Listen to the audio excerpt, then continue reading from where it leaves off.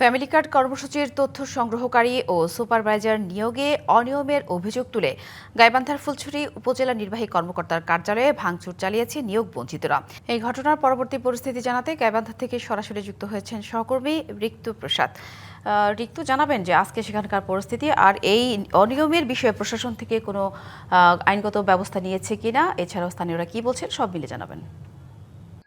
সাথী, ধন্যবাদ আপনাকে।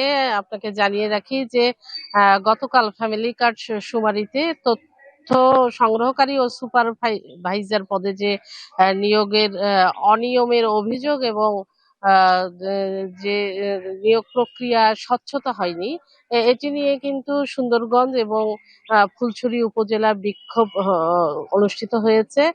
বিক্ষোভ করেছে এবং নিয়োগ বঞ্চিত যারা, তারা কিন্তু সুন্দরগঞ্জ উপজেলায় বিক্ষোভে ছিল এবং বিএনপির নেতাকর্মীরাও তাদের সাথে ছিল। এক পর্যায়ে তারা ইওনো এবং সমাজসেবা কর্মকর্তাকে না পেয়ে সেই উপজেলার যে গেট, মূল ফটকে কিন্তু তালা লাগিয়ে দেয় এবং ফুলছড়ি উপজেলায় নিয়োগ বঞ্চিত যারা, তারা এক পর্যায়ে উত্তেজিত হয়ে তারাও কিন্তু উপজেলা নির্বাহী কর্মকর্তা এবং সমাজসেবা কর্মকর্তাকে না পেয়ে উত্তেজিত হয়ে পড়ে এবং ভাঙচুর হয় ইউনোর যে কার্যালয়। তো এই পরিস্থিতি উত্তপ্ত হয়ে ওঠে যখন আইন শৃঙ্খলা রক্ষাকারী বাহিনী কিন্তু পরিস্থিতি নিয়ন্ত্রণে আনে। আমি এখন আছি ফুলছড়ি উপজেলা কার্যালয়ে। বাংলা কিউআর যেখানে নগদ পেমেন্ট সেখানে। সারা দেশে 10 লাখেরও বেশি মার্চেন্টে নগদে পেমেন্ট করুন খুব সহজে। তো আমরা এসে যেটি দেখেছি যে এখনো কিন্তু উপজেলা নির্বাহী কর্মকর্তা কিংবা সমাজসেবা কর্মকর্তা কেউ অফিসে আসেননি। সুন্দরগঞ্জ উপজেলার ঘটনাও ঠিক একই, সেখানেও উপজেলা নির্বাহী অফিসার কিংবা সমাজসেবা কর্মকর্তা আসেনি।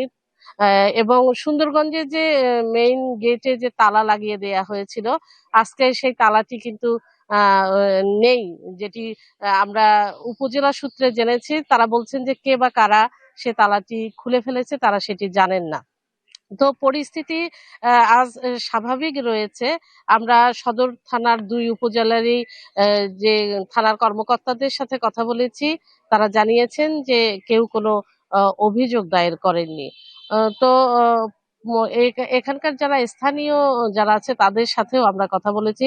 তারা জানিয়েছেন যে এই নিয়োগ প্রক্রিয়ার তদন্তের মাধ্যমে সততা নিশ্চিত হোক, এটি যেমন তারা চান, এবং কোনো বিশৃঙ্খলা যাতে না ঘটে। কারণ কালকের এই ঘটনার পর কিন্তু এলাকায় একটা থমথমে অবস্থা বিরাজমান ছিল এবং অনেকের ভিতরে আতঙ্ক সৃষ্টি হয়েছে। তো আমরা উপজেলা নির্বাহী কর্মকর্তা 2 উপজেলা নির্বাহী কর্মকর্তার সাথে যোগাযোগের বারবার চেষ্টা করেছি, কিন্তু তাদেরকে আমরা পাইনি এবং মুঠোফোনেও পাইনি। তো এখন পর্যন্ত পরিস্থিতি স্বাভাবিক রয়েছে। সাথী, ধন্যবাদ ঋক্তু।